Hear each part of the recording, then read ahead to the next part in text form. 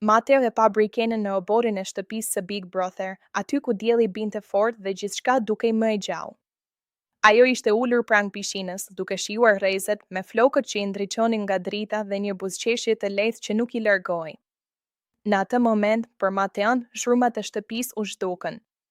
Kamera, banorët e tjerë, gjithçka tjetër nuk kishte më rëndësi.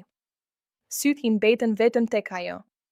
Ai ju afrua ngadalë, duke u përpjekur të mos e prishte atë qetësi që e rrethonte. Po të shoh prej një kohe, i tha me një buzëqeshje të lehtë. Brikena ktheu kokën dhe e pa drejt në sy. E di e ndjej kur më sheh. Ai qeshi lehtë dhe ul pranë saj. Është e pamundur të mos të shoh. Sidomos sot. Pse sot? E pyeti ajo me një ton lozonjar. Sepse sot dukesh edhe më ndryshe. Më e bukur, tha ai pa hezitim. Ajo uli pak sytë, por buzëqeshi. Dielli binte mbi të dy, duke krijuar një atmosferë të ngrohtë, pothuajse intime mes gjithë atij realitetit të mbushur me kamera. Mateo e preku lehtë në dorë. Ajo nuk u tërhoq. Përkundrazi, u afrua pak më shumë, sikur po e lejonte atë moment të ndodhte.